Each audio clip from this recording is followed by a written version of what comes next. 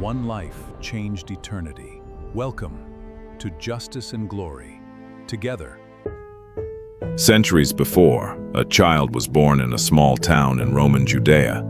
The words describing him were already written. They were copied by hand onto scrolls of leather and papyrus, folded into clay jars, and in some cases, hidden in desert caves where they would wait, unread, for nearly 2,000 years.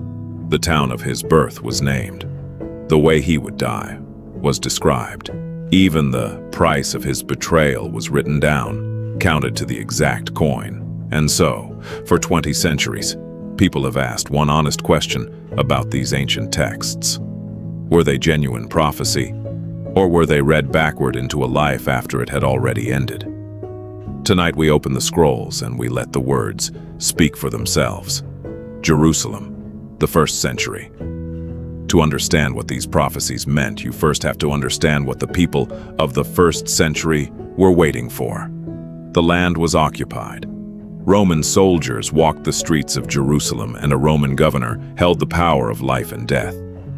Taxes flowed to a distant emperor, and in the middle of this, the Jewish people held onto a promise written across their sacred scrolls. One day, God would send an anointed deliverer. The Hebrew word was Mashiach, which we know today as Messiah. In Greek, it became Christos. It simply meant the Anointed One, the one set apart by God for a task. But over the centuries, that single word had gathered around it a mountain of expectation. Kings, priests, and prophets had all been anointed before. This one, the prophets suggested, would be greater than all of them. Yet the expectation was never uniform. Many longed for a warrior king who would shatter the Roman yoke, while some communities, including the one that hid the Dead Sea Scrolls, seemed to have awaited more than one anointed figure, a priest alongside a king. The question that divided the age was not whether he would come. It was how anyone would recognize him when he did. The line that narrowed. The earliest of these promises reaches back to the very first pages of the Hebrew Bible. In the book of Genesis, in the moment after the first human failure, there is a strange line spoken about the offspring of the woman, a descendant who would one day crush the head of the serpent. Christian readers would later call this the first whisper of the Messiah, the seed of the woman. It is deliberately vague. But from that point on, the promise begins to narrow, like a river funneling toward a single point. Genesis narrows it to the family of Abraham, through whom all nations would be blessed. It narrows again to Abraham's grandson Jacob, and then to one of Jacob's 12 sons, Judah, whom the dying Jacob called a lion's cub, and of whom it was said that the ruler's staff would not depart from him until the one it belonged to came. Centuries later, the promise narrows once more, to a single shepherd boy who became king. In the books of Samuel, God promises David a descendant whose throne would last forever. The prophet Isaiah would later call this coming king a shoot from the stump of Jesse, David's father, a royal line cut down like a felled tree from which one final branch would grow. By the first century, the target had a shape. He would be a son of Abraham, of the tribe of Judah, of the house of David, Bethlehem, Ephrathah. Then a prophet named Micah did something remarkable. Writing roughly 7 centuries before the birth, he named the town. Not a region, not a tribe, but a specific village, Bethlehem, small enough to be overlooked among the clans of Judah, yet the place from which a ruler over Israel would come, one whose origins, Micah said, were from of old, from ancient days. What makes this line historically striking is not only the prediction, but the reaction to it. The Gospel of Matthew records that when foreign visitors arrived in Jerusalem asking where the King of the Jews had been born, King Herod gathered his own scholars, the chief priests and teachers of the law, and asked them the same question. They answered without hesitation, quoting Micah, and pointed to Bethlehem. In other words, the location was not invented after the fact by the followers of Jesus.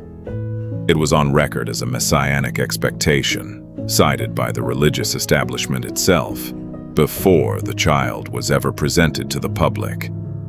An older oracle, spoken by a foreign seer named Balaam in the book of Numbers, had added an image to this hope, a star that would rise out of Jacob. Centuries later, a star is exactly what the visitors from the east said they had followed, a sign to the house of Ahaz. Some prophecies, though, are far more debated, and honesty requires that we sit with the debate rather than skip past it. The most famous is a single line from the prophet Isaiah. A young woman, it says, will conceive and bear a son, and his name will be called Emmanuel, a Hebrew name meaning God with us. The Gospel of Matthew quotes this line directly and applies it to the virgin birth of Jesus. But here, the original language opens a genuine question. The Hebrew word Isaiah used is Alma, which means a young woman of marriageable age. Hebrew has a more specific word for virgin, Betula, and Isaiah did not use it. When Jewish scholars translated their scriptures into Greek, however, roughly 2 centuries before Jesus, they rendered Alma with the Greek word Parthenos, which does carry the sense of virgin. Matthew, writing in Greek, quotes that older Greek translation. So, critical scholars point out that Isaiah's sign was first spoken to a king named Ahaz about events in his own lifetime, and that, the plain Hebrew says young woman. Christian tradition, following the ancient Greek reading, sees a deeper and second fulfillment. Both readings are old. Both are held sincerely. The text itself carries the tension, and any honest account has to name it. A related pattern appears with the prophet Hosea, whose line, "Out of Egypt I called my son," originally looked back at the nation of Israel, yet was read by Matthew as an echo fulfilled again in the child carried into Egypt and back, a voice in the wilderness. The prophets had also spoken of a herald. The book of Malachi, the very last book of the Hebrew Bible, ends with a promise that God would send a messenger to prepare the way before him. Isaiah had pictured this figure as a voice crying out in the wilderness, telling people to make the path straight. The Gospels open the public story of Jesus by placing these 2 ancient lines over the figure of John the Baptist, a wild preacher in the desert, calling crowds to repentance. Then the prophecies turn to the ministry itself. Isaiah had written that a great light would appear in Galilee, in the territory of the peoples by the sea, a region many in Jerusalem looked down on.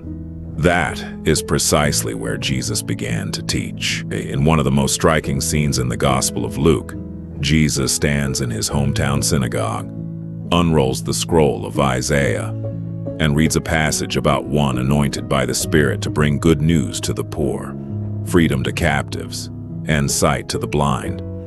Then he sits down and says that the words have been fulfilled that very day.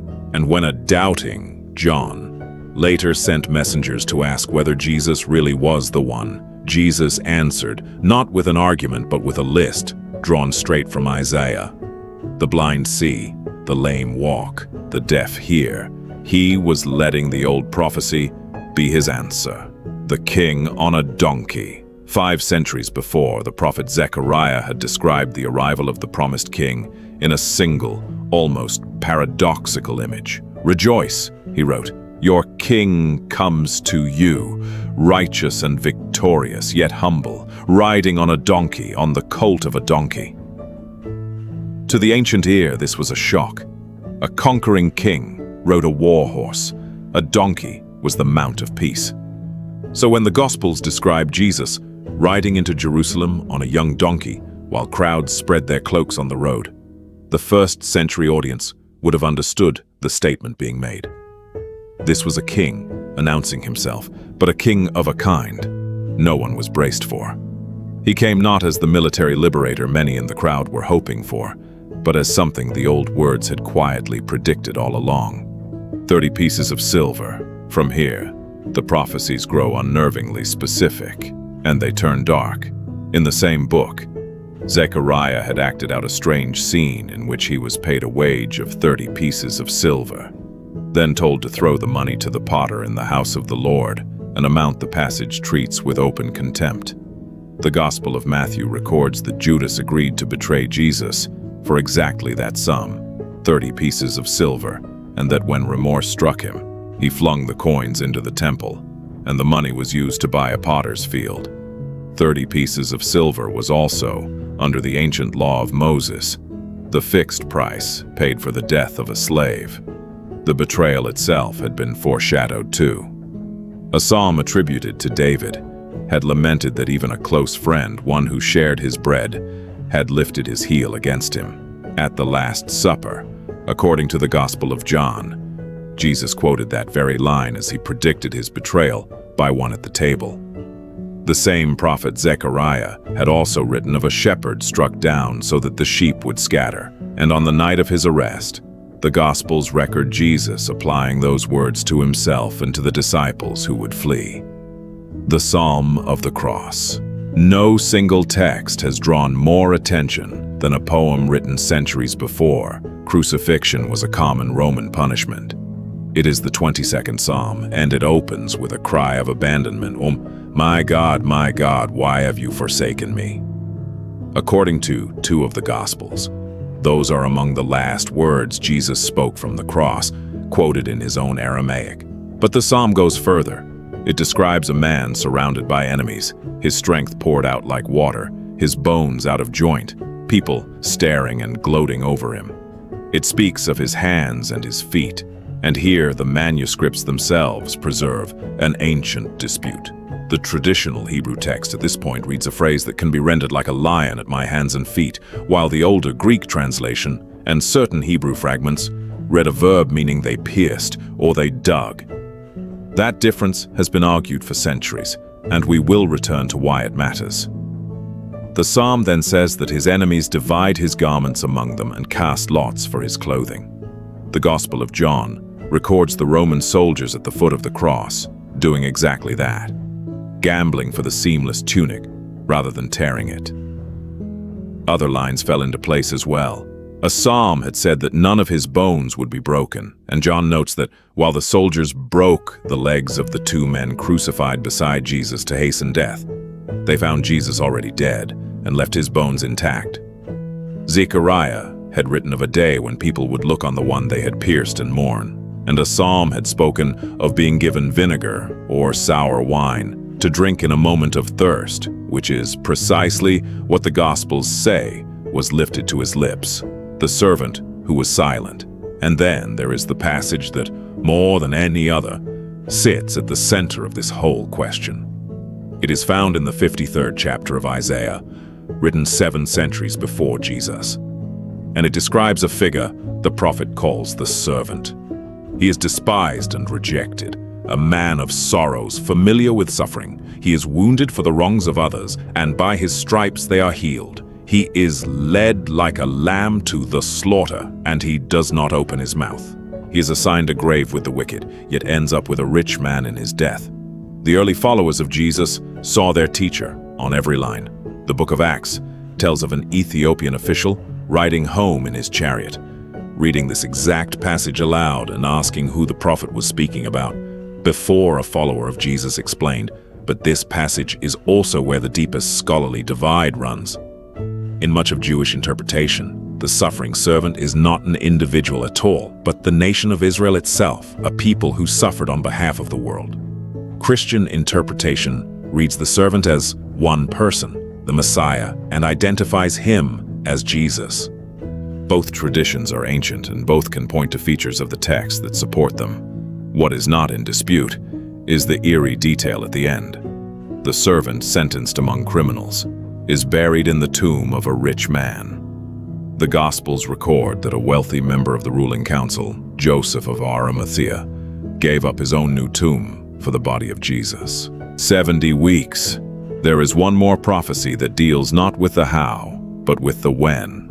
In the book of Daniel, an angelic figure gives a cryptic timeline of 70 weeks or 77s running from a decree to rebuild Jerusalem until an anointed one would be, in the text's own chilling word, cut off. Christian interpreters have long read this as a countdown pointing to the time of Jesus. Critical scholars more often connect Daniel's numbers to the crisis of the 2nd century before Christ, when a Greek ruler named Antiochus desecrated the temple. The mathematics of the 70 weeks have been debated endlessly, and no single reading commands universal agreement. But at the very least, Here was an ancient text that spoke of an anointed one being killed, and that invited its readers to watch the calendar. An earlier vision in the same book had shown one like a son of man coming with the clouds of heaven and receiving a kingdom that would never end. Son of Man became the title the Gospels show Jesus using most often for himself, and at his trial, according to Mark, he answered the high priest by echoing that very vision. The scrolls in the caves. All of which brings us to the single most important question, hanging over everything we have said. How do we know these prophecies were not simply written after the events and then dressed up as prediction? For the Hebrew prophecies, the answer came out of the ground. In the winter of 1946 and 1947, in caves near the Dead Sea at a place called Qumran, shepherds and then archaeologists uncovered a library of ancient scrolls sealed in jars.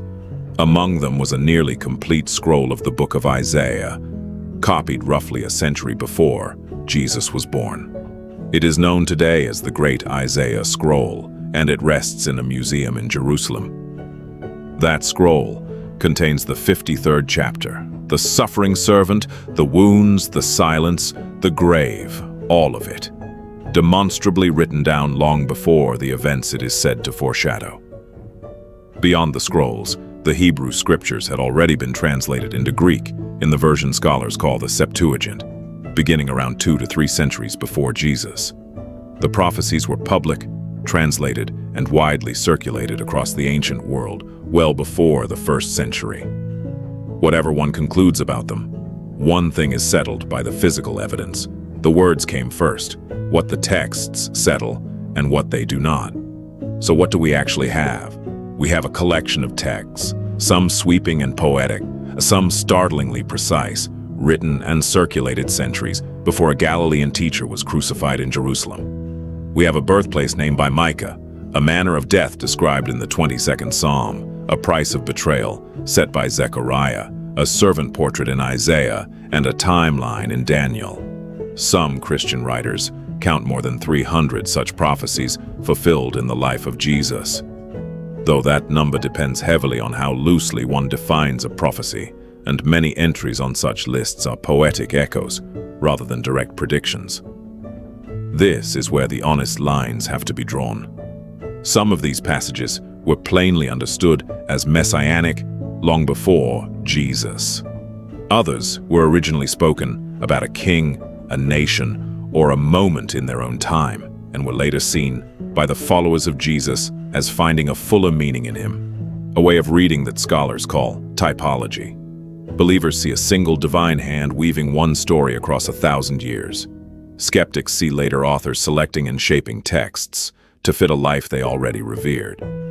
What cannot be waved away is that the pattern is real. The texts are ancient, and the questions they raise have refused to go away for 2,000 years. Why it still holds. Perhaps that is the strangest part of the whole story. These are not obscure lines argued over by a handful of specialists. They are among the most read, most translated, most memorized words in human history, and every generation returns to them and asks the same thing. There's a final prophecy worth naming, the one the earliest followers said mattered most. A psalm had declared that God would not abandon his faithful one to the grave, nor let him see decay. Standing before a crowd in Jerusalem weeks after the crucifixion, according to the book of Acts, the Apostle Peter pointed to that psalm and made a claim that would either collapse or change the world. The tomb, he said, was empty. Whether that claim is believed or not, it is the reason these ancient prophecies were ever gathered together and read as one. A collection of scattered oracles, spread across centuries and authors, came to be read as a single portrait, because a group of first-century witnesses became convinced they had watched it step out of the page and into history. The scrolls are still here. They sit behind glass in Jerusalem, their letters faded, but legible, older than the events they describe, and they leave every reader who opens them with the same quiet question the crowds asked 2,000 years ago. Were these words waiting for someone, or were they only made to fit him afterward? History records the texts. It records the life. What it cannot do is make the choice for you. In our next story, we will take a single one of these prophecies, the suffering servant of Isaiah, and follow it line by line to see just how far the mystery goes.